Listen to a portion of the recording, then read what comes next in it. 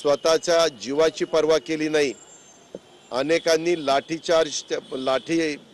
लाठ्या खाल्ल्या, काठ्या खाल्ल्या आणि अनेकांनी ह्या अनेक आंदोलनामध्ये भाग घेतला. आता बरेच जण आज हयात पण नाही.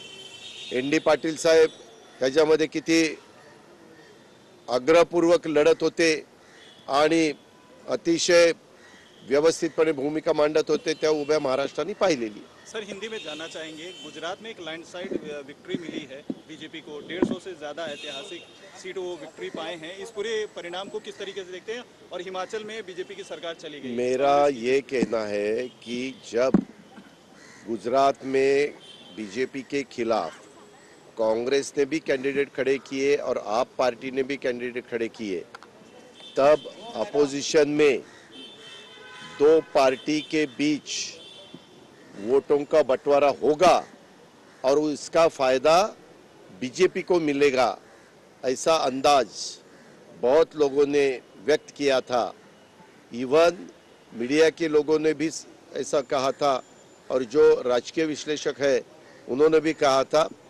और जब अंतिम स्वरूप अपने सामने आ जाएगा कि एग्जैक्ट बीजेपी के कितने वोट मिले हैं, कांग्रेस को कितने, आपको कितने और इंडिपेंडेंट को कितने, वो देखने के बाद अपने को पता चलेगा कि ये दो वोट एक करने के बाद भी, यानी दो यानी कौन से, कांग्रेस के और आपके, ये एक करने के बाद भी बीजेपी ज़्यादा है, तो बीजेपी की विक्ट्री वन साइड है, ऐसा मानने को पूरा अधिकार रहता है. सर लेकिन अभी तक उसके बारे में पूरा परिणाम ये हमारे सामने आया नहीं, इसलिए उसमें ज़्यादा मैं मेरी राय दे नहीं सकता. हाल के प्रोजेक्ट जो सर अभी गुजरात में गए, महाराष्ट्र से, आप उसको भी एक वजह मानते हैं? क्योंकि ऐसे भी सुगबुगाहट है कि कहीं ये सोची समझी रणनीति के नहीं, ऐसा भी होता है ना.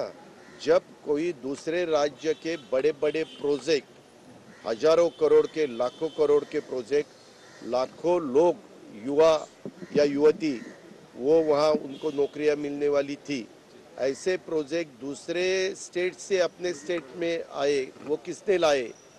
तो वो बीजेपी ने लाए. तो फिर उसका फायदा तो डायरेक्ट इंडायरेक्ट तो मिल ही जाता है. अभी हम महाराष्ट्र में पॉलिटिक्स करते हैं. हमने अगर हमारी सरकार सेंट्रल में पहली थी, यूपीए सरकार, और तब कोई नज़दीक वाले स्टेट से जो प्रोजेक्ट उस स्टेट में फाइनल हुए थे और वो वहाँ से जहाँ चुनाव है वहाँ उस तरह शिफ्ट करने के बाद